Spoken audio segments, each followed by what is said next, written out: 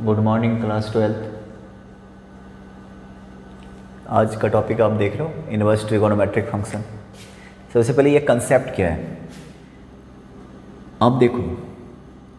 Sign 30 degree equal to क्या होता है हाफ। तो 30 डिग्री को अब मैथमेटिशियन ने सोचा कि 30 डिग्री को कैसे एक्सप्रेस किया जाए, तो ऐसे एक कंसेप्ट मिल गया साइन इनवर्स हाफ। ठीक है, तो बेसिकली इनवर्स मीन्स एंगल। अब आप इनवर्स का मतलब ये मत समझ लेना कि साइन इनवर्स है तो 1/साइन, ऐसा नहीं ना। तो ये समझ लेना कि sine raise to the power -1, ऐसा कुछ नहीं है। मतलब एंगल। अगर मैं कहूँ कि tan इनवर्स 1 इक्वल टू वाट, आप मुझे ये पूछो कि tan θ1 कब होता है, मैं कहता हूँ 45 डिग्री। तो tan 45 equal to 1, then tan inverse 1 equal to 45 degree. tan inverse को उधर लेके जाओ तो 1 इक्वल टू tan 45 डिग्री। बस ये कंसेप्ट है tan का, इनवर्स का। ठीक है, अगर मैं कहूँ कि cos इनवर्स 1 क्या होता है, तो अब ये पूछो कि cos θ1 कब होता है, 0 डिग्री पे। cos 0 डिग्री कह लो या रेडियन कह लो, तो यहाँ पे इक्वल टू क्या हो जाएगा 0। ठीक है, tan इनवर्स √3 आपको पता है 60 डिग्री π/3 होता है, क्योंकि tan 60 √3 होता है। तो ये कंसेप्ट है आपका इनवर्स का पहले तो।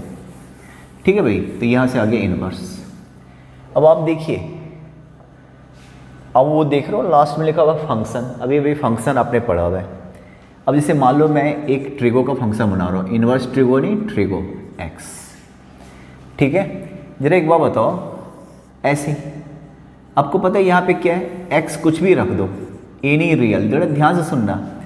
एक तो जो इसका जो पहला वाला जो टॉपिक है, अगर मैं सिर्फ बोर्ड पे आ जाऊँ, CBSE board, Bihar board, ICSE board, फिर तो बहुत इजी है, फिर तो ये सब बताने की ज़रूरत नहीं जो मैं बता रहा हूँ।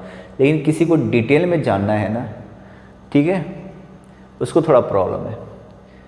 ठीक है, रमेश और सुरेश को डिटेल में पढ़ना है, थोड़ा बहुत इसके बियॉन्ड जानना है तो देख लो। लेकिन अगर कोई रमेशवा सुरेशवा बैठा है ना, तो उसका कोई इलाज नहीं, फिर तो वो थोड़ा वेट कर लो। मैं तो ऐसे ही डिस्कस कर रहा हूँ। x belongs to r। ठीक है, तो साइन x का वैल्यू मतलब y, साइन x का वैल्यू किसके किसके बीच होता है, समझ रहे हो ना मेरी बात। साइन कॉस का वैल्यू -1 और 1 के बीच होता है। क्लियर है भाई, कुछ भी रख लो। अब मैं इसके उस मतलब पे आता हूँ, फंक्शन के मतलब पे। x को मैं रखता हूँ 30 डिग्री, 90 डिग्री, और एक काम करता हूँ 180 - 30। आपने कभी 11th में पढ़ा है ना, सारे शीशे टूटे कैसे, add sugar to coffee, add school to college. Second coordinate में साइन क्या होता है, पॉजिटिव, अगर आपने पढ़ा है तो। साइन 30 क्या होता है, हाफ। साइन 90 क्या होता है, 1। और साइन 150 क्या होता है, हाफ। देखा जाए तो फंक्शन है, मेनी वन फंक्शन है, पर है तो सही। 4 टाइप के फंक्शन हो तो उसमें से एक तो है। क्लियर है। लेकिन क्या है ना कि आप अब फंक्शन तो पढ़ नहीं रहे हो, ट्रिगो फंक्शन तो पढ़ नहीं रहे हो, आप पढ़ रहे हो इनवर्स ट्रिगो फंक्शन। तो इनवर्स, अब ये ट्रिगो फंक्शन इन्वर्टेबल होगा, इसके लिए क्या जरूरी है कि function 1 and on two means bijective होना चाहिए। ठीक है ना, because bijective function can be invertible, otherwise not. ठीक है, तो 1 ऑन टू मीन्स बाइजेक्टिव होना चाहिए। तो बाइजेक्टिव, अब ये देखो, ये 1 कहीं से भी है, मेनी 1 है, तो इन्वर्टेबल तो होगा नहीं। मैं इनवर्स के कंसेप्ट पे अब आपको लेके आ रहा हूँ, बहुत ध्यान से सुनिए। अब y equal to sine inverse x है। ठीक है, ये चलो y equal to sine x एक ऐसे ले लेता हूँ। आपको पता है ना ये क्या, डोमेन। डोमेन मीन्स x और y क्या होता है, रेंज। तो यहाँ पे मैं ले लेता हूँ आपका 30 डिग्री, फिर 90 डिग्री एंड 150 जो अभी लिया था। ये हो गया हाफ, ये 30 डिग्री दिख रहा, ये 1 और ये हो गया। अब यहाँ पे x को फ्री करो, मुझे इनवर्स, आपको पता है ना इनवर्स टॉपिक आपने पढ़ा है ना, इसको GY कह लेते हैं, इक्वल टू साइन इनवर्स 1। तो यहाँ से ज़रा देखो, आपको पता है अगर इन्वर्टेबल करना है तो क्या होना चाहिए, 30 डिग्री का इमेज 30 होना चाहिए, 90 का 90, 150 का 150। आपने पढ़ा है ना कि जो फॉग है वो क्या होना चाहिए, आइडेंटिटी होना चाहिए, सॉरी जी का डोमेन बी होता है, और जो गॉफ है ना, गॉफ ए इक्वल टू क्या होना, आइडेंटिटी मतलब समझ रहे हो ना बात को, आई ए पढ़ा है ना। 30 डिग्री का इमेज 30 होना चाहिए, 90 का 90, तभी तो कहोगे इन्वर्टेबल है। अगर एक बात बताओ, मैं यहाँ पे लिख देता हूँ 30, 90, 150, हाफ 30 पे भी होता है, और साइन इनवर्स इधर वाला हो गया, जी इधर वाला हो गया, एफ सुन लेना भाई, है ना। अगर मैं यहाँ पे हाफ रखता हूँ तो 30 डिग्री, हाफ 150 डिग्री पे भी होता है। अब गौर से देखो तो ये तो चलो फंक्शन है, मेनी वन फंक्शन, पर ये फंक्शन है क्या, इस वाले फंक्शन में देखो जो जी जिसको कह रहे हो ना, हाफ का दो इमेज बन रहा है, 30 और हाफ का क्या बन गया 150। पहले तो ये फंक्शन ही नहीं है ना। अगर डोमेन के एक ही एलिमेंट का दो इमेज बनता है ना तो वो फंक्शन ही नहीं है। डोमेन के दो इमेज का सेम इमेज बन जाए, मेनी वन फंक्शन तो है, पर ये तो फंक्शन ही नहीं है। तो हमेशा याद रखना। अब प्रॉब्लम क्या है कि यहीं से प्रॉब्लम शुरू हो गया, इन्वर्टेबल है ही नहीं, देख लो इन्वर्टेबल एग्जिस्ट ही नहीं कर रहा, इन्वर्टेबल है ही नहीं, क्यों, क्योंकि ये वन फंक्शन है ही नहीं, ये मेनी वन फंक्शन है। तो यहाँ से कंसेप्ट बना प्रिंसिपल वैल्यू का। क्या कंसेप्ट बना, प्रिंसिपल वैल्यू का। तुम देख रहे हो ना कि अगर तुम इसको फंक्शन के अर्थ में लेना चाहते हो तो साइन 30 क्या होता है, हाफ। अब साइन 150 भी क्या होता है, हाफ। और एक आपने सुना है ना 360 आप ऐड करते जाओ सेम वैल्यू आता, 30 + 360 हाफ, 30 + 360 + 360 तब भी half, 30 + 360 + 360 + 360, infinite number of values होगा जहाँ पे हाफ आएगा, मेनी वन। तो इन्वर्टेबल नहीं होगा, क्योंकि इन्वर्टेबल के लिए क्या होना चाहिए, देख रहे हो बीच से ट्रिगो हटा देता हूँ, इन्वर्स फंक्शन, इन्वर्टेबल फंक्शन।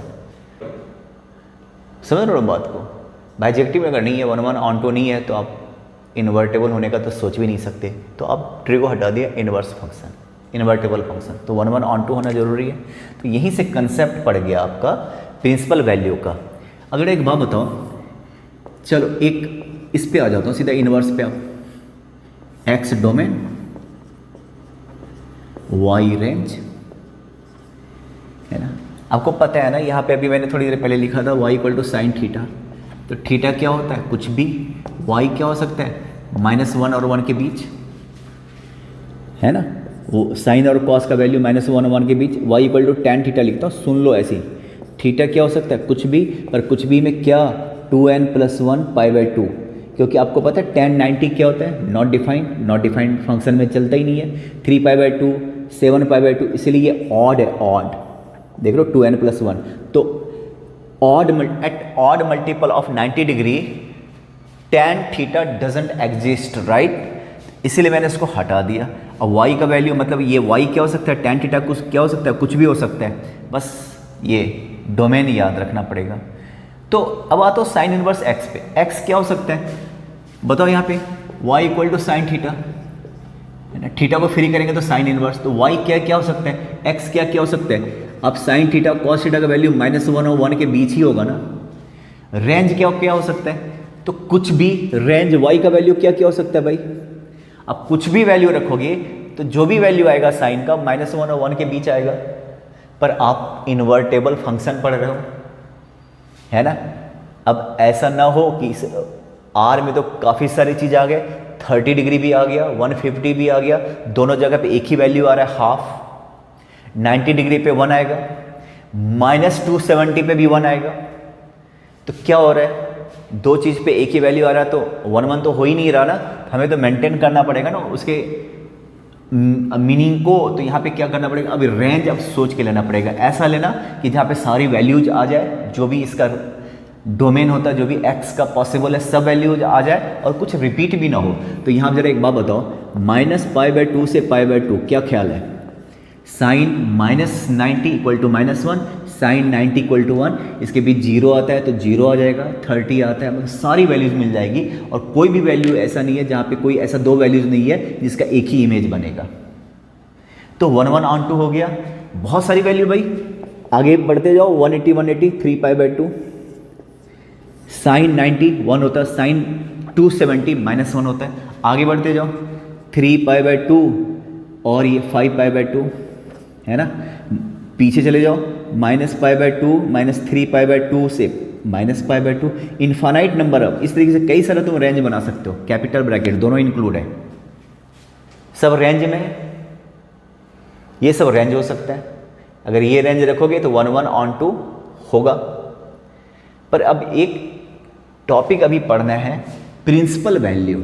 ये कहाँ से आया प्रिंसिपल वैल्यू, है ना। इन्हीं में से किसी को प्रिंसिपल वैल्यू मान लेते हैं।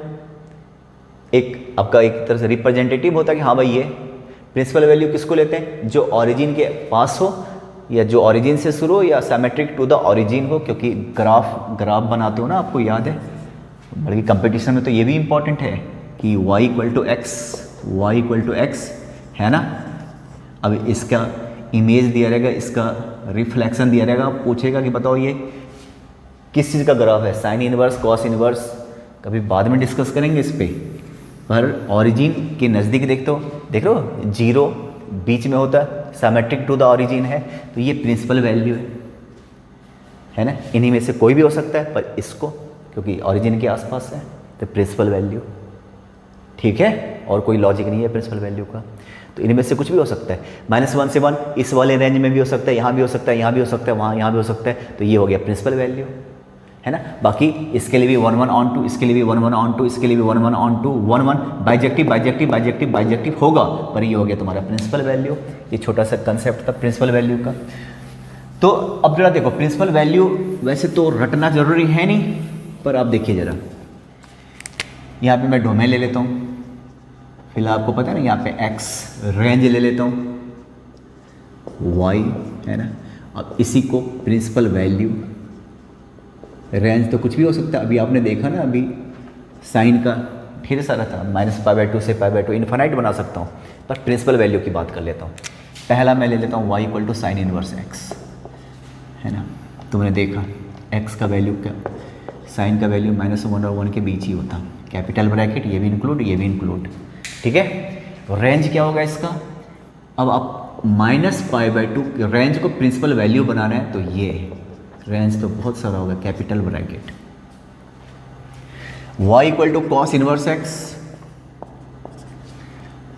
0 to π, cos का 0 से पाई रहेगा ना, सारी वैल्यू मिल जाएगी। इसका भी क्या होता है, सॉरी यहाँ पे मैं बार बार भूल जाता हूँ, हड़बड़ी में काफ़ी सारा मिस्टेक करता रहता हूँ। -1 to 1 0 to π, कैपिटल ब्रैकेट, है ना। -1 से 1 वैल्यू कब कब आ सकता है, 0 से π, π to 2π, 2π to 3π, 3π to 4π, पीछे भी जा सकते हो, -π to 0, सारी वैल्यूज़ देगा, कुछ रिपीट भी नहीं होगा, ठीक है।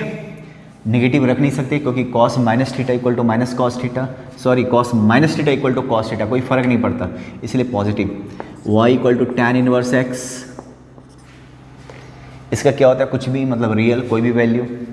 और यहाँ पे आपको पता है -π/2 to π/2, -π/2 पे इन्फानाइट, π/2 पे इन्फानाइट, नॉट डिफाइंड, फंक्शन का पार्ट ही नहीं होता, डोमेन रेंज का पार्ट ही नहीं होता, तो यहाँ पे हम क्या लेंगे, स्मॉल ब्रैकेट। काफ़ी सारे बुक में कैपिटल ब्रैकेट यूज किया हुआ है, समझ से परे स्मॉल ब्रैकेट, ना तो ये इंक्लूड है ना तो ये इंक्लूड है, क्योंकि वहाँ पे इन्फानाइट हो रहा है। अब इसके y = cos sec, जरा गौर से देखना, है ना। क्या होता है, x क्या हो सकता है, साइन का वैल्यू -1 और 1 के बीच रहता, cos sec का वैल्यू उसके बीच रहेगा नहीं, बाकी कुछ भी हो जाए, तो ये -1 और 1, ये देखो इनके बीच नहीं, मैंने ये वाला मिडिल ब्रैकेट नहीं दिया। मिडिल ब्रैकेट का मतलब केवल यही दो चीज़ आता है, पर यहाँ पे देख लो मैंने कैपिटल ब्रैकेट भी नहीं दिया, क्योंकि आपको पता है साइन 90 1 होता है, तो cos sec 90 भी क्या होता है 1। कहने का मतलब साइन और cos का वैल्यू इसके बीच रहता, तो साइन का cos sec और sec का वैल्यू उसके बीच नहीं रह पाएगा, राइट ना। अब सिमिलरिटी देखिए, यहाँ भी देखो आप, -π/2 to π/2, ठीक है, सेम ब्रैकेट, कैपिटल ब्रैकेट, देख लो, मैं बताना चाह रहा हूँ।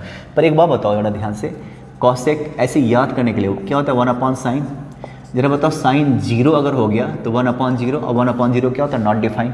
तो यहाँ पे ना ऐसे में थोड़ा अलर्ट रहना, यहाँ से क्या माइनस कर देना, 0 माइनस कर देना, क्योंकि इसके बीच में जीरो आता है। अगर हमने ये वाला रेंज लिया तो इसके बीच जीरो आता है और जीरो पे आप देख रहे हो क्या हो रहा है। उसी तरीके से सेक इनवर्स है ना, same small bracket for the same reason जो ये बताया था। अब यहाँ पे इसको देखिए जरा, इसको देखिए, 0 to पाई है तो 0 to पाई है। अब कैपिटल ब्रैकेट है, कैपिटल ब्रैकेट।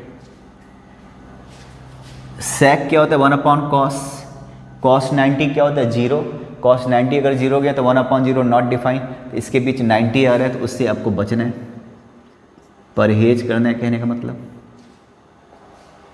ठीक है। इसके बाद आ गया कॉट।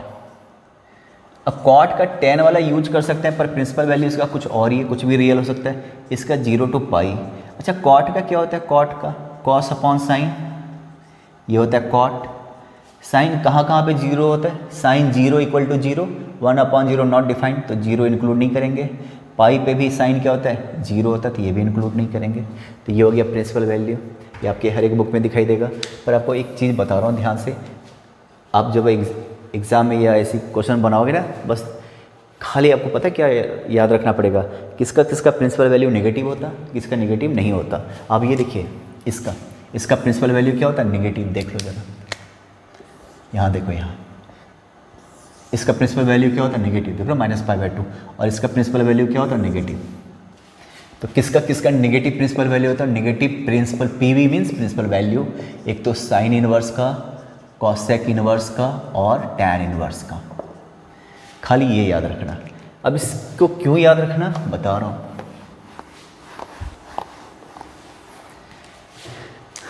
अगर मान लो ऐसा कुछ आ गया साइन इनवर्स -θ, ट्रिगो में आपको पता है ना साइन -θ इक्वल टू क्या होता है -sin θ। वही कॉस और सेक में कोई फर्क नहीं पड़ता, जानते हो ना ये चीज़, कॉस सेक में भी यही होता है। बाकी चार sine -θ -sin θ, tan -θ -tan θ, cot -θ -cot θ, सब में माइनस बाहर आ जाता, कॉस और सेक में नहीं आता। 11th का चीज़ है भाई। साइन का क्या होता है निगेटिव होता है ना, तो जरा ध्यान सुना, तो -sin इनवर्स θ है ना। बस हिंट के तौर पे आपको याद रखना पड़ेगा, sine inverse has negative PV, इसीलिए माइनस बाहर कर लेना जिसके जिसके अंदर माइनस है। अब जैसे यहाँ पे मान लो कॉस इनवर्स -θ, इसको अगर तुम -cos इनवर्स θ लिखते हो ना, cos इनवर्स θ, तो ये गलत है क्योंकि cos का कभी भी नेगेटिव नहीं होता। तो ये याद रखने का तरीका है ना। तो यहाँ पे जिसका नेगेटिव नहीं होता तो पाई माइनस सेकेंड क्वाड्रेंट में पहुँचा दो। आपको पता है cos सेकेंड क्वाड्रेंट में क्या होता है, सेकेंड क्वाड्रेंट 180 -θ, cos 180 -θ -cos θ, ये सब रटने के तरीके। इसके बाद आप देखो tan इनवर्स -θ, ठीक है, इसका भी नेगेटिव होता है ना, तो जिसका जिसका नेगेटिव होता है पहले ऐसे कर दो। पर एक बात मैं यहाँ पे लिखना चाहता हूँ, सेकेंड tan 180 -θ भी -tan θ होता है, तो इसको तुम ऐसे भी लिख सकते हो, पाई माइनस tan इनवर्स θ भी लिख सकते हो। But as far as principal value is concerned, this value not belongs to principal value of tan inverse. तो अगर आपसे कहते हैं ना वैल्यू फाइंड आउट करना, तब तो ये भी चलेगा, लेकिन कहता है प्रिंसिपल वैल्यू, फिर ये मजाक भारी पड़ेगा आप पे, right. It's not belongs to, not to क्या, प्रिंसिपल वैल्यू, इसलिए हम ये यूज नहीं करते। उसी तरीके से आप आ जाइए कॉट इनवर्स में, कॉट इनवर्स -θ। अब कॉट का प्रिंसिपल वैल्यू नेगेटिव नहीं होता, तो जिसका नेगेटिव नहीं होता उसका पता ही है ना। इसका भी यहाँ पे ये कर सकते हो, इसका भी यहाँ पे मैं लिख देता हूँ, है ना, -cot इनवर्स θ भी इसको लिख सकते हो, but it's not belongs to principal value, इसलिए इसको यूज नहीं करते। वैल्यू की बात है तब भी चलेगा, प्रिंसिपल वैल्यू की बात है तो ये नहीं चलेगा, समझ रहे हो। इसके बाद वही है, तो जिसका जिसका नेगेटिव है उसके अंदर से माइनस निकालना है तो सीधा निकाल दो। जिसका जिसका नेगेटिव कभी नहीं होता, कॉस हो गया, कॉट हो गया, सेक हो गया, तो माइनस, अंदर का माइनस ऐसे ही बाहर निकालोगे, और कोई तरीका नहीं है, ठीक है। तो इस पे एक क्वेश्चन आता है बिना फार्मूले का, अभी मैंने कोई फार्मूला नहीं बनाया, कोई फार्मूला नहीं बताया, तो बिना फार्मूले का जो क्वेश्चन आता है, फाइंड द वैल्यू ऑफ, जैसे मान लो ये tan inverse -1 plus cot inverse -√3 plus sin inverse -1/√2 plus cos inverse, है ना, -1/2। Find the value. सबको मैंने जानबूझ के नेगेटिव रखा हुआ है, नेगेटिव नहीं रहे तो कोई बात, पर नेगेटिव का क्या करोगे, इसका क्या करोगे, माइनस है, tan का प्रिंसिपल वैल्यू नेगेटिव होता है तो माइनस बाहर कर दीजिए सीधा सीधा, क्लियर। cot का प्रिंसिपल वैल्यू नेगेटिव होता है क्या, नहीं होता, तो इसको पाई माइनस नेगेटिव बाहर कर रहा हूँ, अभी कुछ नहीं कर रहा हूँ, नेगेटिव बाहर। साइन इनवर्स का प्रिंसिपल वैल्यू नेगेटिव होता है तो पहले ही माइनस बाहर कर दो, plus minus minus, sine inverse 1/√2, और यहाँ से इसका कभी भी नहीं होता तो pi minus cos inverse half. देख रहे हो tan इनवर्स 1 क्या होता है भाई, अब बताओ tan थीटा 1 कब होता है, 45 डिग्री पे, तो π/4 प्लस पाई माइनस 30 डिग्री पे π/6, ये क्या होता है रे, π/4 प्लस पाई माइनस ये होता है π/3। ये थोड़ा बहुत मिस्टेक हो जाए तो देख लेना, संभाल लेना खुद ही, ये हो गया, है ना। अगर मान लो कुछ इस तरीके से रहता, tan inverse 1 plus cot inverse -1, तो ये तो पॉजिटिव है, इसका तो सीधा π/4, और यहाँ पे पहले नेगेटिव बाहर करना है, नेगेटिव, तो क्या लिखेंगे, पाई माइनस cot इनवर्स 1, तो ये हो जाएगा π/4 प्लस पाई माइनस π/4, है ना, ये कैंसिल हो गया, फिर देखा जाएगा, क्लियर। तो ये हो गया प्रिंसिपल वैल्यू।